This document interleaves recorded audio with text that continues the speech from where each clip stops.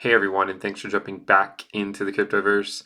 Today we're going to talk about Ethereum and its valuation against USD and against Bitcoin. So if you guys like the content, please subscribe to the channel, give the video a thumbs up, and also check out the Telegram channel, which you can find a link to in the description below. Now in this video, we're not going to be doing any custom charts like we normally do. We're just looking at TradingView, keeping it simple. One of the interesting things is with this pullback by Bitcoin, you know, Ethereum has actually held up very well. If you look at the Ethereum valuation, let's say look at the 1 hour chart, it's been still trending up over the last day or so. Okay, so Ether Bitcoin is still doing quite well. If we go back and look at it on the weekly time frame, we basically said that January we should theoretically see a trend reversal if history is any indication, right? And it's not to say that we knew it was going to happen. Again, we don't operate deterministically around here. We just said, okay, well, it seems like this would be when the trend reversal would occur based on historical data. And so far, I feel like there's really no disputing that January has yet again yielded a nice move of Ethereum against Bitcoin. And the interesting thing about it is that when you see these things like where Bitcoin is having these capitulation wicks and Bitcoin is bleeding, Ethereum is still holding up quite strong against Bitcoin. If we look at the Ethereum capitulation wick, it only went down to a modest 1150, and it's already back to 1272. I mean, we're already flirting with $1,300 again. So this is very significant for Ethereum. I think maybe it's worthwhile renaming January to Ethuary because this is the month for Ethereum, as we have discussed, right? This is the month for Ethereum if history is any indication. So what we want to do is, again, it's not like we want to get ahead of ourselves. We don't want to we don't want to schedule our Forbes interviews quite yet. What we want to see is we simply want to see this continue. And what are ways in which it can continue? Well, the most obvious way is something like we just saw, right? A Bitcoin shakeout, shake out the people that are coming in and getting too exposed in the market, buying at global or local tops, and then they get spooked by the market, shaking those people out. You see those capitulation wicks, and Ethereum continuing to hold up well against Bitcoin. And we want to continue moving up. And we put out warnings, we put out warnings in some recent Ethereum videos talking about, if you're buying Ethereum at 1300, you have to be ready for the downside risk because, it's not financial advice. I'm not buying at 1300, as I've mentioned many, many times. I wasn't buying at 1200 or 1100 or 1000 either. I still hold almost all of my Ethereum. I'm happy to let it run. But again, if you're buying at 1300, it's harder to stomach those wicks to the downside. Whereas if your cost basis is say $100, $200, you can look at a 10% move and not even want to get out of bed for it, right? Like just, oh, don't even bother me with these silly little wicks that come up. It's January. We want to see Ether move. If Bitcoin gets shaken out, Ethereum will have a knee-jerk reaction to it, but it can quickly recover and the trend can continue. Okay, that's the important thing. The trend can continue as long as Bitcoin does not have a sustained capitulation, right? As long as it doesn't have a sustained capitulation, Bitcoin could stay here at 38 and start moving sideways. Ethereum could continue moving up. Okay, Bitcoin is very overextended right now. Ethereum is too, but again, we expect higher volatility with Ethereum. That's the reason why we hold it. Again, we pay for the extra downside risk of Ethereum and in hopes of yielding higher theoretical returns, right? That's why if you calculate your risk adjusted returns, it improves by holding Ethereum. So again, yesterday we were less than $1,200 at one point, or maybe yesterday we were at 1176. Today we're at 1269 after a shakeout wick. Business as usual, right? Business as usual, folks. Remember, again, I can't state it enough. If you're coming in at local tops that are already extended, you have to be able to stomach the potential downside. And if you think this is something, right? If you think you have hands of steel because you were able to stomach a 14% drop if you bought, say, at the top. I have news for you as well. There will come a day, and I don't know when it's going to be. It could be months from now. It could be weeks from now. It could be today. There will come a day when it won't bounce back so quickly. Okay, and it'll come down. People will think it's going to bounce back, and maybe it does, and then say, "Oh, see, it's just like every other time," and then it keeps going down, right? And then it comes back up, and then it keeps going down. So we don't know when that's going to occur. It will happen at some point. This is why we always say, right? We always say there's a time to get into the market to make yourself the smart money. Smart money is not coming in right now.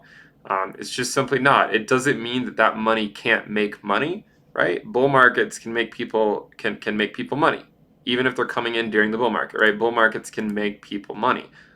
Bear markets can make people rich because if you're the guy or the girl buying it down here, in these accumulation phases, you're already looking at a 5 to maybe 12x return.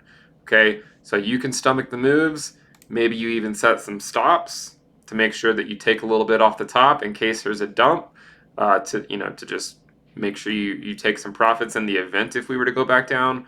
But at the same time, you want to limit or you want to maintain your potential upside potential. So hopefully it continues moving back up. But again, we know that these moves will simply not last forever.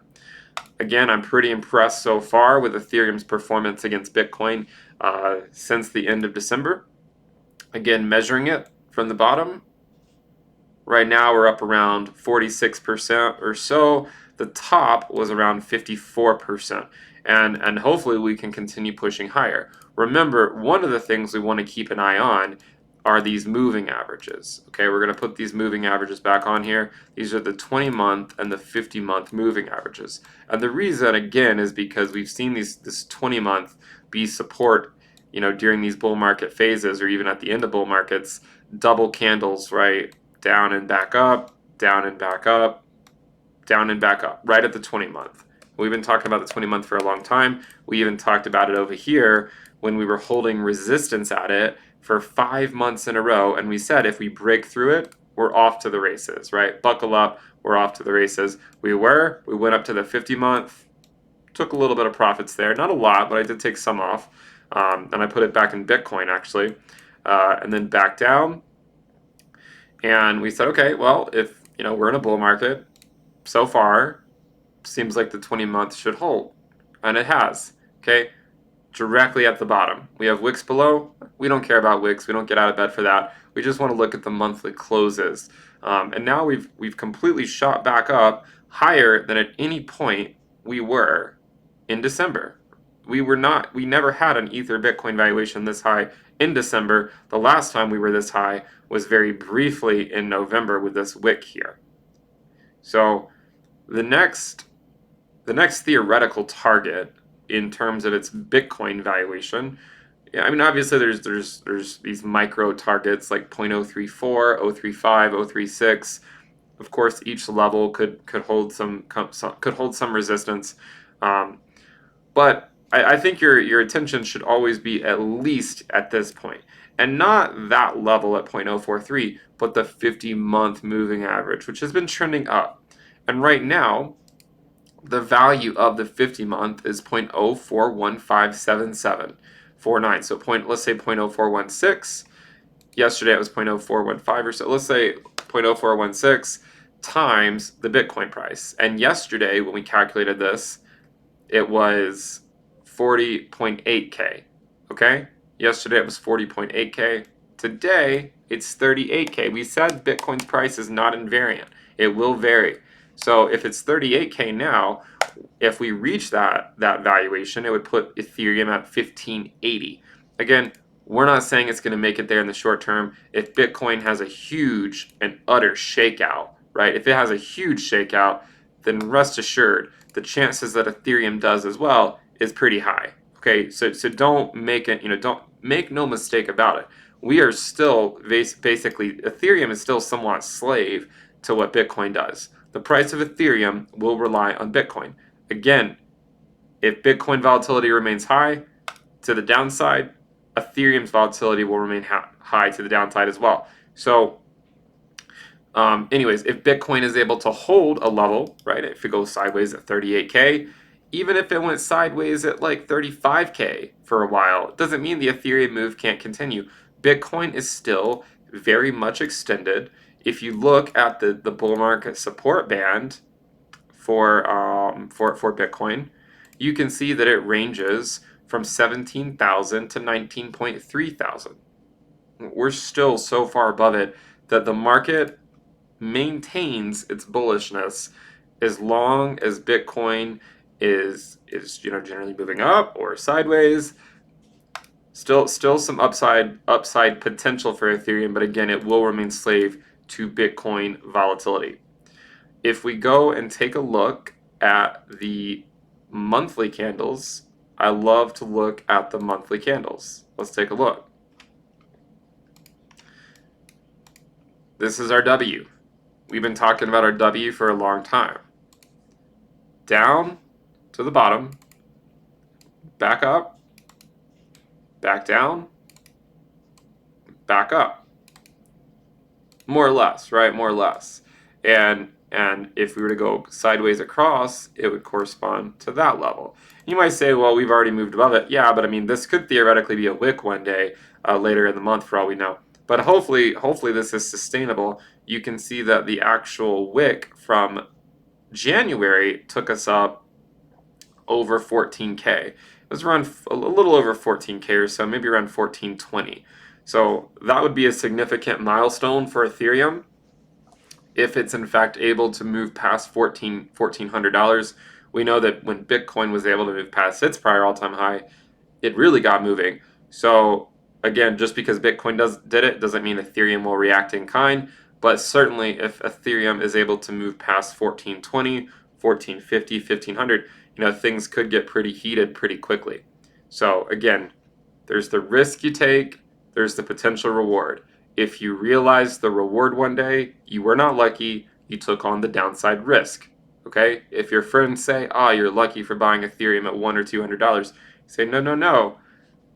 I saw it. I saw its potential. I knew it was a risk. Theoretically, it could have done that, theoretically speaking, but it didn't. And it did exactly what we thought it was going to do, and that was eventually bounce off of our fair value line and start and continuing printing our Ethereum mountain range. So hopefully you guys enjoy the content. This is just a little bit of a look back into the Ethereum valuation, just simply looking at some trading view charts. We're still very much doing incredibly well at this point. I would keep an eye on Bitcoin. If Bitcoin continues to have a slow bleed here, let's go look at a smaller time frame. If Bitcoin continues this bleed that we're seeing, if it continues this bleed, Ethereum will keep having a knee-jerk reaction.